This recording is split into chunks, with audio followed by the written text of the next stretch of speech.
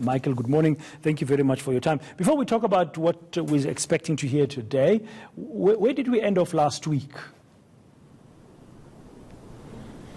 Brian, good morning. We ended off with Peter Tabete, the former head of department at the Free State Agriculture Department. He'd been on the stand for several days, and it was where the commission was led through the disastrous Istina dairy project that was launched in Vrede in the Free State. Viewers will be aware of what happened there. Several hundred million rands going to this private company, and the intended beneficiaries completely sidelined. There, you'll forgive us, we're just having a sound test in the background here, Brad.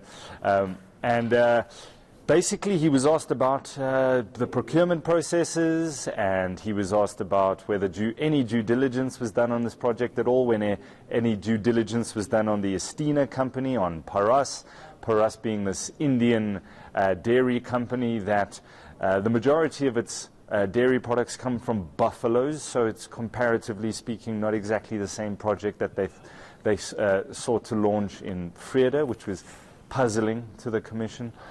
Also Istina, which was a Gupta-linked company, which was ostensibly led by a sole director who was selling computers. He had no experience in dairy and agriculture. And also the day before, 30 million rand was given in the first tranche of several to Istina by the department.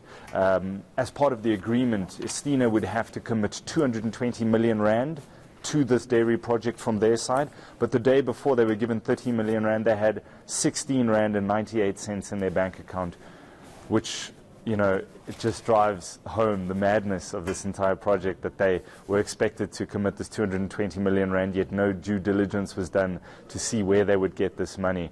So that point was driven home hard by the bank statements of Istina. That's where we ended off. He will be back in September again, but then it's been a year since the commission has been hearing oral evidence over the weekend. I saw that interview you did with the Deputy Chief Justice, just sort of commemorating that milestone, but we had a couple of days off, and Brent Simons and Mr. Hlungwane from the Presidency, former officials in the Presidency, are up next. Brian. Why them? Do we have an inkling of why they would be up next? So the Commission of Inquiry doesn't give us details as to what evidence is going to be led in the statements that they send out. They literally say it's the former Chief Director in the Office of the Presidency, Mr. Brent Simons. He will be testifying. And second will be Mr. Hlungwane, who was Chief of Staff in the Office of the Presidency in Public Service and Administration. They do not give details, but a simple Google search of Brent Simons will lead viewers, and led me, to an affidavit, a sworn affidavit that he sent to Baleka Mbete, the Speaker of the National Assembly, about 2 years ago, in which he alleges that then President Jacob Zuma tried to get his family, tried to get his relatives in on a couple of state deals, digital migration, set-top boxes. Something which government hasn't been able to finalize is the migration from analog to digital.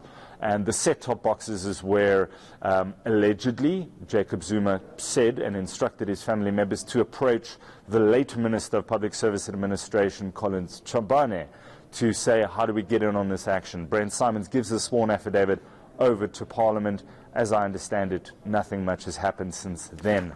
So 2 years later, he's going to be appearing before the Deputy Chief Justice to unpack the allegations that then President Jacob Zuma tried to get his family in on procurement deals and get access to state resources. And of course, the former Chief of Staff and the Minister in the Presidency, Mr. Abednego Hlungwane, will also be up as well. Thank you very much, Michael. We'll have to await and see exactly where today's proceedings at the State Capture Inquiry lead us to.